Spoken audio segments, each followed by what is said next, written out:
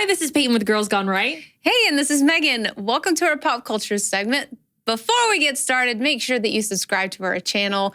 Holy mackerel, we are growing so fast, and we just want to thank you all for that, for spreading the word. Woo! Make sure that you subscribe to our channel. Go follow us on Instagram at Girls Gone Right and on TikTok at Girls Gone Right. Today on our pop culture segment, we are talking about Never Been Kissed. Another movie that I have never seen before. I am educating her. So we are going to do a little things a little different on this one. So we're doing top 5 things that are wrong with this movie. Top 5, guys. You may have noticed our new decor. I wonder how long they were going to wait to see if we addressed it. Wondering what is going on here. This is just a new addition to our set. We're really excited to have them here. Yeah, we've been out of town, and apparently we've sprouted hands. We grew it in our laboratory. Yes, these are our strong hands. Okay, anyway. All right, Never Been Kissed. So Peyton's first time watching this was last night. This movie came out April 9th, 1999. It made $55.5 million at the box office. It stars Drew Barrymore. The Rotten Tomatoes score, critic score is 55%. The audience score is 69%. 69. Nice. The Metascore is 60, and it's 6 out of 10 user rating on IMDb. The newest, most positive critic from an actual critic on Rotten Tomatoes. This was April 10th, 2019. This has Never Been Kissed remains one of the best teen movies and rom-coms of the 90s and a true ode to nerdy, overly enthusiastic girls of all ages. And that came from Chelsea Steiner of The Mary Sue. And the newest negative review from an actual critic on Rotten Tomatoes, August 28th, 2019, says, attempts to tap into the sense of missed opportunity that one inevitably leaves high school with. Unfortunately, it fails to offer anything other than that same old crop of cliches. That's from Zaki Hassan of Zaki's Corner. So, the oldest positive critic review from Rotten Tomatoes was April 9th, 1999. So this is the year the movie came out. The movie's screenplay is contrived and not blindingly original, but Barrymore illuminates it with sunniness and creates a lovable character, Roger Ebert of Chicago Sun-Times. Same newspaper in the movie. Yeah. Isn't that weird? That's wild. Isn't that crazy? Okay. I was like, oh, that's fun. Of course. But I love that they actually do that. And obviously it's a good review. Yeah. Also spot on. Because I feel like Barrymore, when she's in a movie, this is usually her role. She's always someone so positive and bubbly. Yeah. So I think that was really spot on. Yeah. The oldest negative critic review was April 9th, 1999. This is short and not so sweet, embarrassing, witless from EW.com. I like to say ew.com. Ew. Ew. It's giving poor. It's giving ew. It's giving embarrassing. It's giving ew. Ew. So as we mentioned at the start, we are doing the top 5 things wrong with this movie. Number 1, the extreme bullying to the point where it causes trauma. Yeah. There was a lot of bullying in this movie. All these movies that you were making me watch have a lot of bullying. I have a lot of bullying. 16 Candles. Yeah.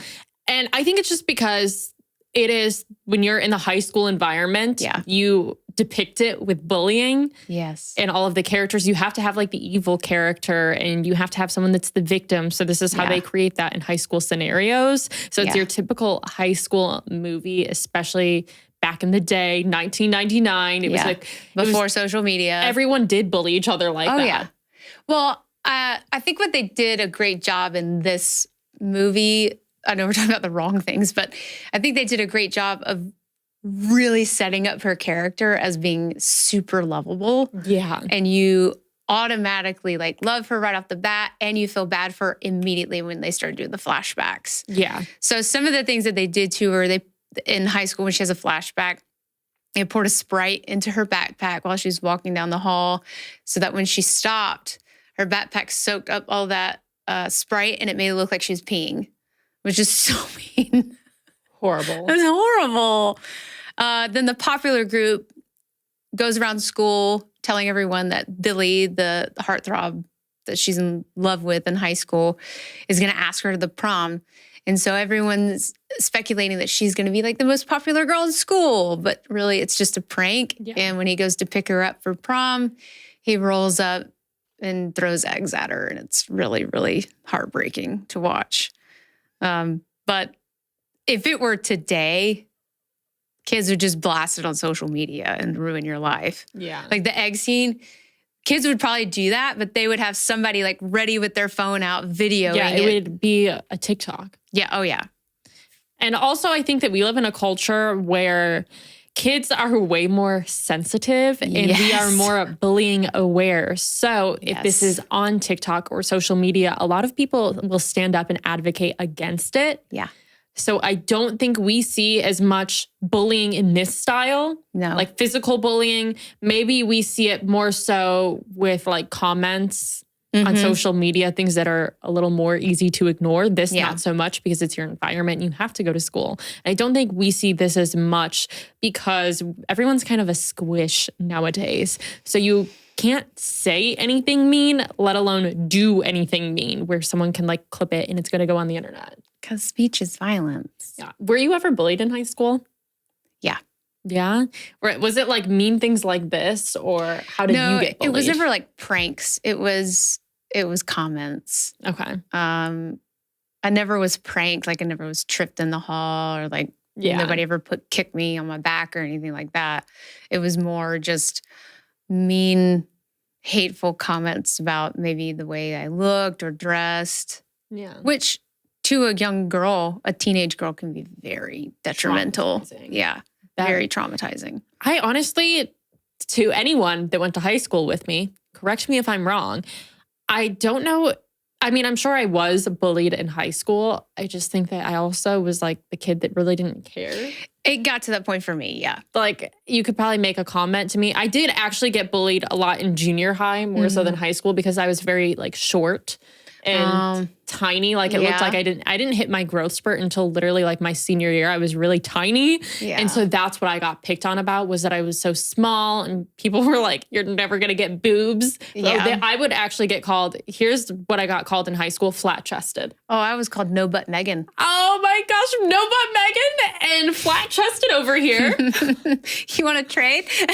I'll give you some of mine and you can have some. They would call me F. The guys would call me FC for short for flat chested. And honestly, it wasn't something that bothered me, I guess, because I was like, yeah, I'm thankful to this day I'm flat chested. I don't want them. Yeah. I'm having a great life without boobs, I guess. Lucky. So yeah, that was it, guys. Let us know if you guys were bullied in the comments. Like what did you get picked on back in school? Yeah. Not that we're making it into a positive thing, but it's just curious to know. It is. I think looking back on it, it is important to make light of it, especially if it's something that you've learned from. Yeah. Yeah. It's not something today you got to call me flat chested and I'd be like, yes. And itty bitty titty committee. I'm here at your service. Yeah. Somebody from high school was like, who's up? No, but Meghan, I'd be like, what's up? You're still doing that? Like, yeah. Yeah. But as a kid, it kind of like traumatizes you in the sense that you're so young and you have your peers and where you go to school, that's like your community, right? You go to school and you crave biological needs. You just crave to be accepted by your community. Yes, absolutely. All right. Number 2, asking if she's in special ed. That was like right off the rip. Yeah. When that happened, I was like, oh, I forgot about that. So in the cafeteria on her first day after she's enrolled in school, she goes and immediately sits down at the table full of the popular girls. And they're looking at her like, what are you doing? And then the hot guy of the school, whose name is Guy, comes up to her and she's so nervous because she's just awkward and she doesn't know what to say. So she just like keeps saying the most ridiculous, awkward things. And he looks at her and he goes, are you in special ed? Like, for real, are you in special ed? Are you in special ed? I mean, are you? Yeah. I was like, whoa, get to that. Rough first day back at high school when you're 24. Oh my God. So another one was her brother at the party hitting on 16-year-olds. And he is also not in high school. I think he said he was like 22 years old. Yes. So that's number 3. Yes. So it is very interesting because they never make their ages very clear from the start. Yeah. So you're like, I know that they're not in high school. I know that. You kind of find out throughout the movie. Yeah. So yes, her number 3 is her brother hitting on a 16-year-old. So the girl that he ends up taking to the prom, when she first introduces herself to him at the party, she's like, "Hi, I'm T and I'm a gymnast," which is like, hint, hint, I'm really bendy. Hi, Hey. I'm Tracy. I'm 16. I'm a gymnast. I don't have a boyfriend. Yeah. I will say he does have some serious self-control, though. Yeah. It is creepy and it's gross because they're underage, but he does demonstrate some pretty good self-control. Yeah. These girls are literally throwing themselves at him. Yeah. And it's a weird situation to be in, to be, you know, you think of going back to high school and that thought itself is terrifying. But imagine you're going back to high school and you are no longer a minor and everyone else is. I know. Yeah. It's a sticky situation. I mean, the same could be said for her. yeah. Because she finds that the guy. Yeah, so it goes both dreamy. ways. Yeah. She goes to prom with someone that's in high school and they don't kiss or anything, but they get in these scenes and these moments where I'm like, oh my gosh, do not kiss a minor. Do not kiss a minor. Yes. So yeah, that was interesting. But she didn't. She didn't kiss a minor. No. Number 4, the sex-crazed coworker and in-office relationships. So Anita, who is her, I guess, confidant at work, who's played by Molly Shannon, talks about her sex life just so openly to everybody at work, which is, I mean, That's an HR issue. Yeah, I mean, like you have your buddies at work that you might share some personal things with, but the fact that she's literally going around the office telling everyone about her sexcapades is, it's funny for the movie, but in real life, if that were to happen, you'd be like, yeah, real life, you do that, and I'll see you in HR. Yes. And then she's like making she says she's hooked up with several people in the office, and then she's like making the sexual gestures at the guy at the table in the meeting in front of like the boss. Like, what are you doing, girlfriend? Dicey. So dicey. And then the 5th one is the relationship with the teacher, Mr. Coulson. Yes. So we saw this in the beginning of the movie. There was a little bit of spark, and he just had a soft spot for her. Yeah. I think this defines her lovable character. This is another character that brought that out in her because he always saw that she was talented. He was rooting for her. He wanted to see her succeed in her future. And he just saw her out of every other student, and not in a weird way, but just knew that she was really talented with writing. Yes. There was a couple of things throughout the movie that you would catch and you're like, ooh. Like as watching it now as an adult versus when I watched it when I was younger, you know, you didn't really think about the fact that he was her teacher. But from the beginning, it seemed as if he was kind of onto her a little bit because she answered a question that he asked in class and she had a very sophisticated answer. And he was like, "Are you sure you're 17?" And she's like, "I'm 17. I'm 17. She had to like convince herself. Are you sure you're 17? Yes. I'm 17. I'm 17.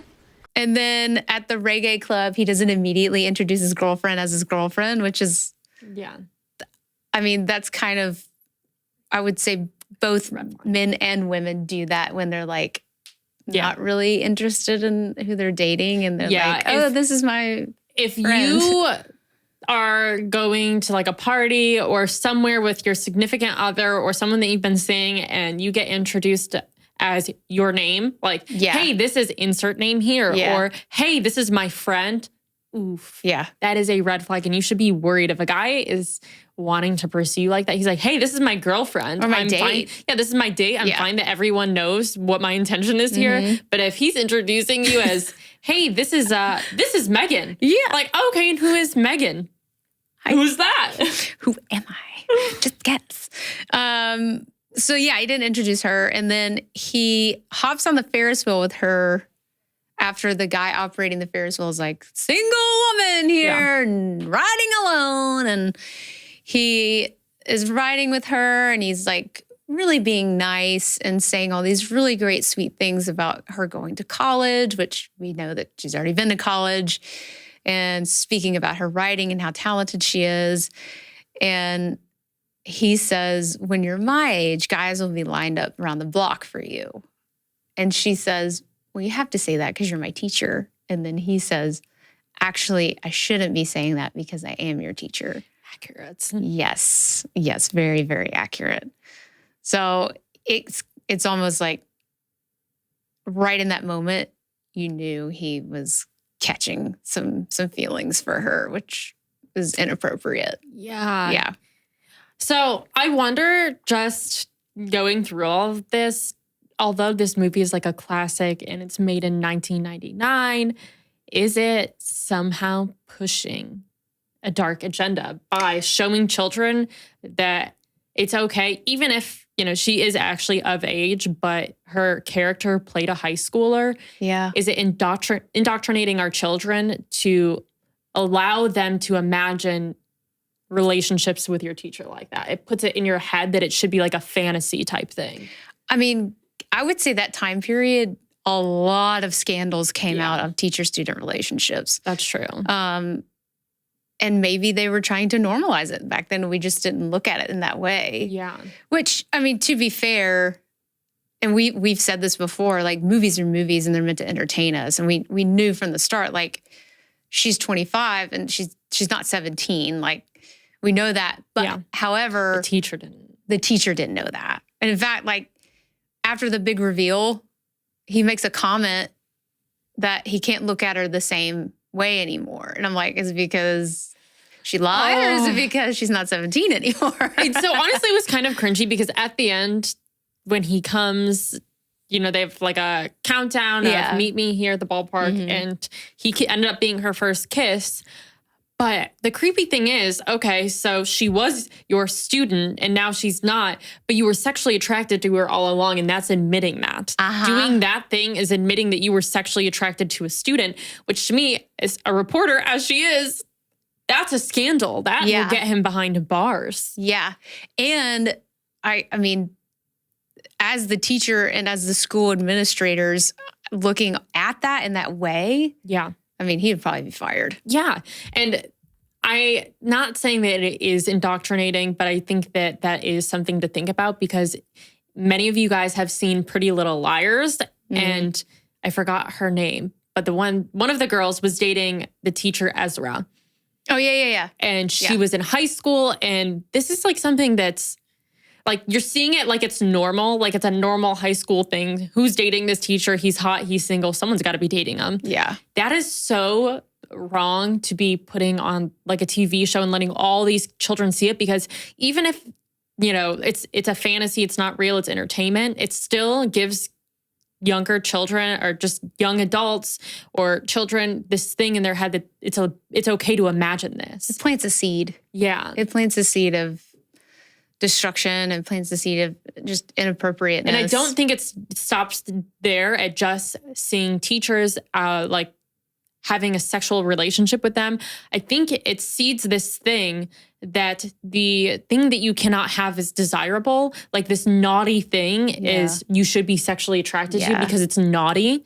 Forbidden. Yes, it's the forbidden thing, but should be like, there should be sexual tension between that because it's forbidden. Yeah. And I think that we not only see this in movies like this, but I think that we see it when people go on porn sites and search stepmom and son. Yeah. That's something that the number one searched thing on Pornhub is that. Yeah. And I think it almost encourages young minds to have this sexual tension between forbidden things. Yeah. I mean, it's very biblical because when we think of something like that, anything that's meant to be or considered to be forbidden, we are more attracted to it, whether it doesn't have to be dang apple. Doesn't have to be sexual. It can be anything. Yeah. Like, I'm not supposed to eat that donut, but I really want it. You know, like, not that donuts are forbidden. You should always treat yourself. But you get what I'm saying? Like, the apple. We shouldn't have had the apple, right? She shouldn't have picked the apple, but we did it anyway. Yeah.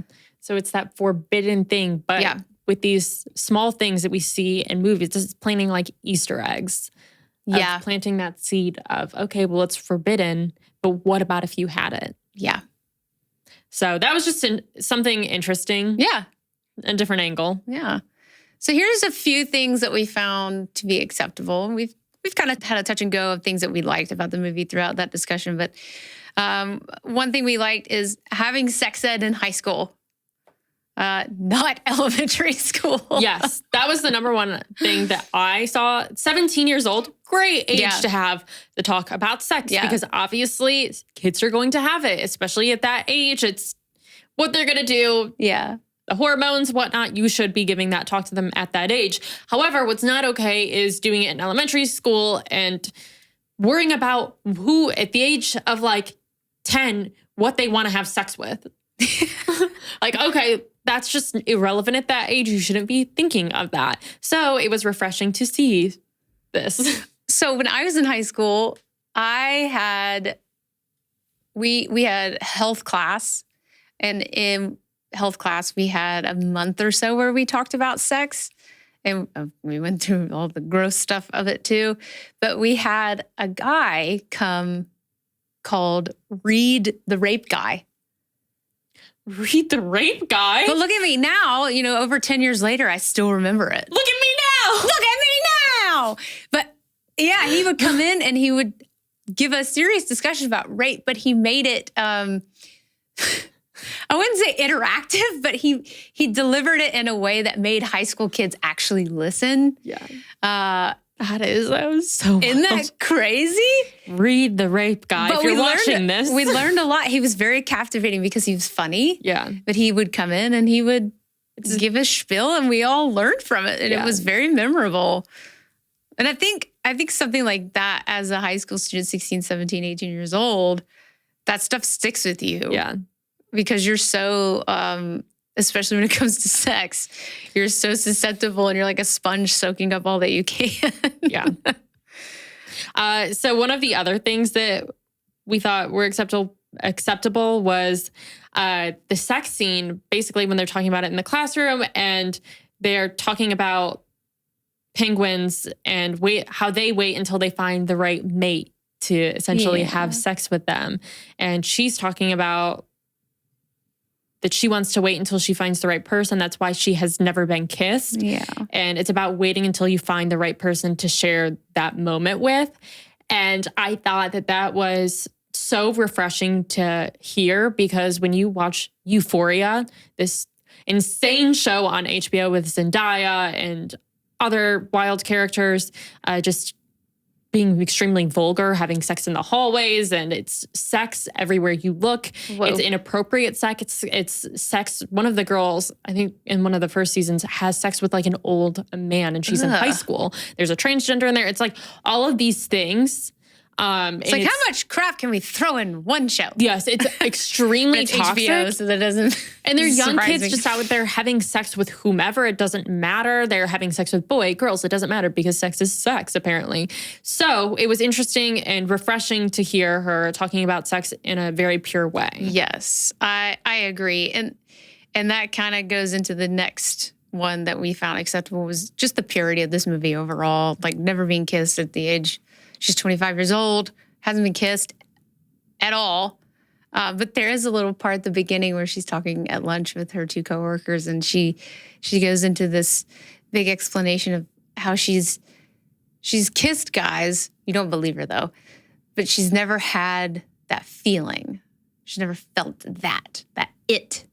And it's just so sweet because she's talking about when you kiss somebody for the first time and it feels like you're meant to be kissing this person for the rest of your life, and which just speaks volumes to the purity of the movie, but also how lost we have become as a society and this generation of kids right now that have become and are becoming so sexualized. Everything is about sex, and she's just talking about a kiss. Yeah, and how pure it is to want to wait until you feel that way with someone, where it's like, this is the only person I ever want to kiss, instead of, I just want to have sex with whatever thing that I can. Sweet. I love it so much. And then the last one, her speech, her big reveal at the end is very, very powerful. She kind of just throws up her hands and she's like, I can't take it anymore, because they're about to pour dog food on that sweet girl that befriended her. But it's almost like she finally learned from the trauma of her past, from being bullied. And you can see that it shaped her into this more confident woman and person, without losing what makes Josie Josie. Like, Josie Grosey is no more. She's just Josie. And it's awesome because she's standing up for herself finally and giving all of the high school kids around her in the room just basic life advice that you learn from your experiences, but don't let anyone change who you are as a person, because who you are as a person needs to stay with you. But the experiences that you experience, whether it be really bad and traumatic, like these bullying instances, they're going to shape who you are the rest of your life. And if you allow it to shape you in a positive way, you're going to be a great person. I love that. Yeah. Love it. Very powerful ending. Yeah. And overall, a very sweet and pure movie that we do not see often. No. So I was glad to be able to watch something that wasn't trashing my brain. Yay. And it was short. Yay, we watched a movie. I'm kidding. I'm breaking her. She's watching movies. Guys, if you don't remember, at the very beginning of all of this, I think I told you guys that I hate movies. She does. I hate movies. I don't like to sit still for 90 minutes. It drives me nuts. I probably have undiagnosed ADD. So it's very rough. You definitely have ADD. Yeah. It's a very rough. You should see the Notes app in my phone. It's disgusting. I don't open my messages, my emails. Oh my God.